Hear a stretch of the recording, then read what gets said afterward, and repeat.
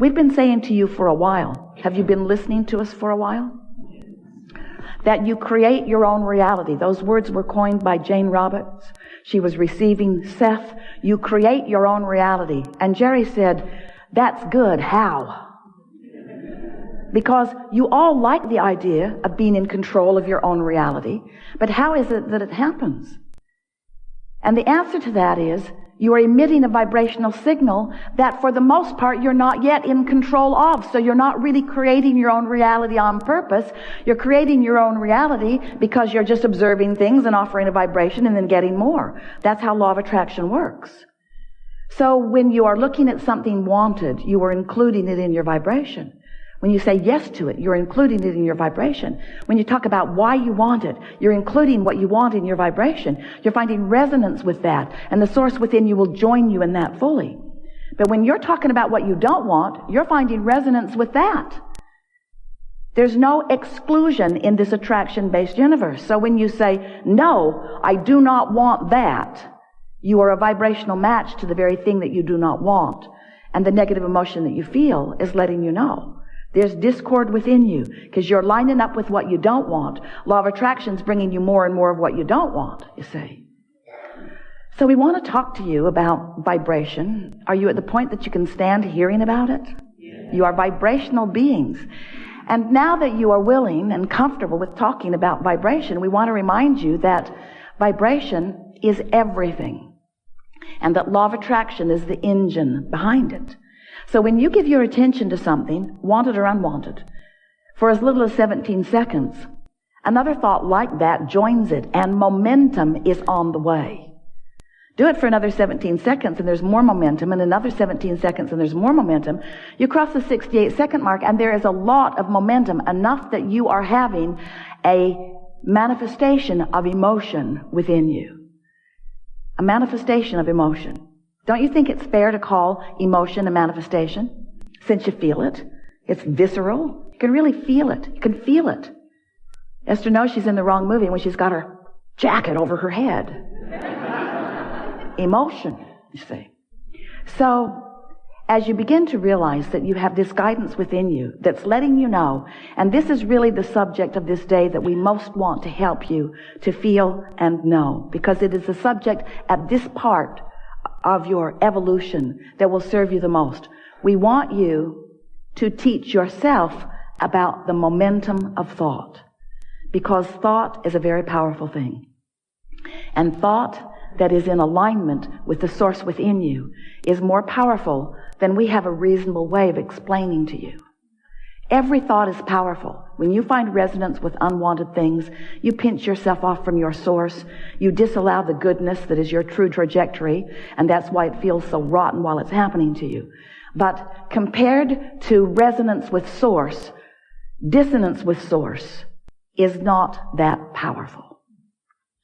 When you find a way to hook up with this energy of source, and you practice yourself into a chronic experience of that, you will begin witnessing universal forces and what humans call coincidences and luck and chance. You'll then begin to discover that things are really working out for you. There's a leverage in alignment that just is not available to you in any other way. So as we've been visiting with you for a long time, we've told you that you create your own reality. And then we said your thoughts are very attractive. And then we said, it's important for you to pay attention to what you're thinking about. And then we said to you, when you know what you don't want, you always know what you do want, so why not begin thinking about what I do want part of it rather than what I don't want part of it? And you said, Abraham, go away, I don't want to listen to you anymore. Because while in theory that is nice to think about, in practicality it's not the easiest thing to do if there's plenty of momentum going. If you've been practicing a thought, that's what a belief is. A belief is just a thought you keep thinking. So by the time you've thought something long enough that you believe it, and after all, why do you believe it? You're not dummies. Why do you believe it? You're not believing it because it hasn't proven itself to you. In fact, the opposite is true. You believe it because it has proven itself to you. Esther argued with us, Abraham, but it's true. It's true. Why would you tell me not to think about that thing that is true? And we say there are a lot of things that are true that you want, and there are a lot of things that are true that you don't want. We'd pick between them, just like the food buffet. We would choose between them. So, as we visit with you here today, we want to talk about this momentum. And we want to bring you to the place of really understanding that when you are in vibrational alignment with who you really are, when you've practiced yourself into that vibrational frequency so that you're predominantly there, that's when you actually begin to live your life in the powerful, co-creative way that you've intended. That's when true life begins for you in the way that you planned. That's when you really get on the trajectory that you intended when you made the decision to come here to begin with. So, over time, we said to you, you create your own reality and you get what you think about whether you want it or not. And then we began to explain to you that when you know what you don't want, you launch a vibrational rocket of what you do want. Now, that was never a very satisfying conversation for you, because we're talking about rockets that you can't really see, going into what we began to describe as the vortex. Oh, that was fun. The vortex of creation. It was such a good concept, such a good way of explaining to you. We wrote a whole book about your vortex, saying to you, get into your vortex, get into your vortex. Because when you've launched a rocket about what you want, and you've done it and done it and done it and done it and done it, there is a reality, a vibrational reality that is ready to reveal itself to you in full manifestational form. But you've got to be a vibrational match to what you're asking for. If you're asking for more money, you can't feel not enoughness and realize the money that you've got lined up for yourself. You see how that works?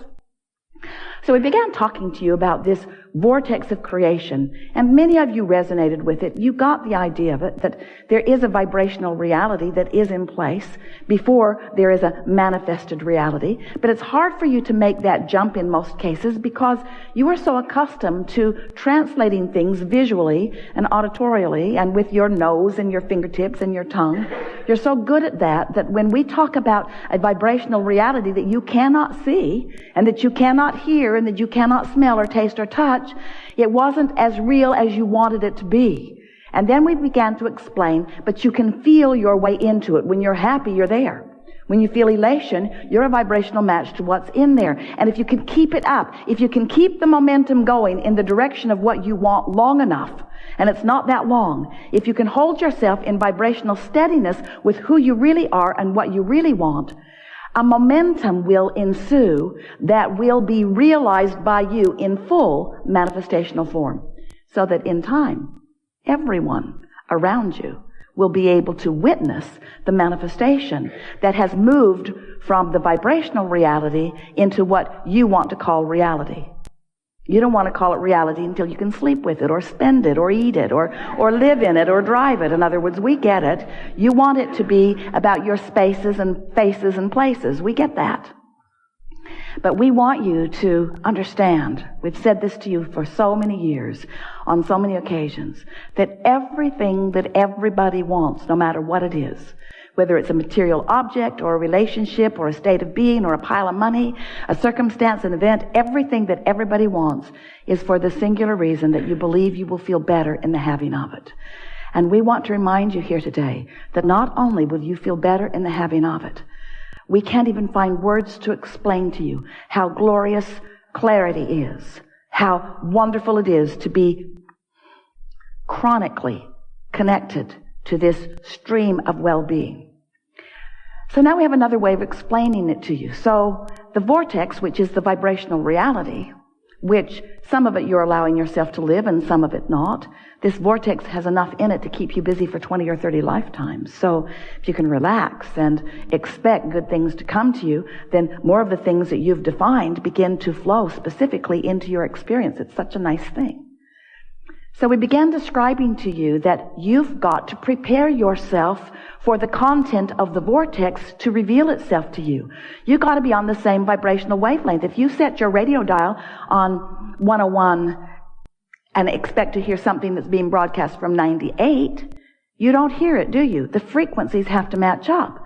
So your vortex is set on a high frequency. If you set yourself on a lower frequency because you're mad at that guy or irritated about that or disappointed about that or lonely about that, you have lots of reasonable excuses. We just don't think that you should argue for them so much. So as you hold yourself in vibrational difference from the vibration that is in your vortex, then you disallow yourself the full manifestation of it. So we began talking about your point of attraction. What is your point of attraction?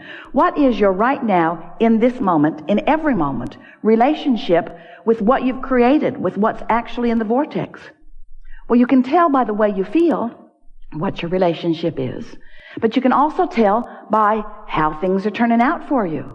So we began describing this vibrational grid. It's like a vibrational state of being that will fill in with all of the details. It's like the framework of a house. First the framework goes up, and then eventually they put the roof on and the walls go in, and more detail comes to it. But initially there's a sort of a grid-like structure, and we want you to be aware that you've got this grid-like structure going on all the time that you have control over, that most of you have not been exercising your control as much as you can, or even hardly at all, because you've been observers of things rather than determined that you're going to prepare a grid, a point of attraction that matches what's in your vortex. So as we began describing this point of attraction, this grid, reminding you that your emotions are your indicator of really where your grid is. So if you recall the conversations that we've had about the emotional scale, where there is despair or powerlessness, and there is revenge, and there is frustration, and there's hopefulness, and then there's love and eagerness and all of those things that feel so good, appreciation. So this emotional scale, we want you to now superimpose over this emotional scale of not feeling good to feeling really good, these spinning discs, your point of attraction. So Esther began thinking to herself, what disc am I on? She'd say to someone, I'm on the ornery disc, so you might want to stay away. But the truth of it is, no one can stay away because law of attraction is so powerful, especially if there's momentum going. So what really happened is, even though Esther said, stay away, I'm ornery, really what happened, other ornery people joined her on her disc. And then when they would get there, she would say, you're really ornery. I really don't like you being here. And they would say to her, well, you're ornery too. I really don't like you being here. But here we are, ornery together, just like law of attraction says that we must be. So if you really want to know what disc you're on, just look around. If there are ornery people around you, that's your disc. Because they're not getting on otherwise, you see. They cannot defy law of attraction and jump on, oh yeah, I was on a high-flying disc, I was doing so good, I was just soaring, and then you showed up. No, that's not really what happened. No, I was worried about you showing up. I remembered the last time you showed up. I was tensing against you showing up. I was remembering how much I didn't want you to show up. I was shouting, no, don't show up, and then you showed up. That's really how it happened. In other words, law of attraction is a very powerful thing, you see. And so Esther started having fun with these discs. She said, Abraham, it's like the 7 dwarves. There's the happy disc, the grumpy disc, the passive-aggressive disc. She's up to about 200 dwarfs now, as she's finding all kinds of places in this range of emotions. But so we want to call your attention to your point of attraction. That's really what we want to talk about. Because if you will take it upon yourself as your conscious responsibility to choose the disc that you're on, and then stay there deliberately by thinking about things that make it easier and easier for you to stay there, then you're going to start rendezvousing with more and more that makes it easier to stay there, until you will have a momentum going that will keep you chronically, usually, often, most often, on this high-flying disc. It's really, really wonderful to be on the high-flying disc, tuned in, tapped in, turned on, feeling clarity and passion and love and appreciation. Your view of the world from the high-flying disc is the view of the world that the source within you holds. That's who you're rendezvousing when you rendezvous on this high-flying disc. You're rendezvousing with source, and that's why you're so clear. That's why you're so funny. That's why you're so knowledgeable. That's why you feel so good. That's why you have so much vitality. That's why you feel tuned in, tapped in, turned on, because you are.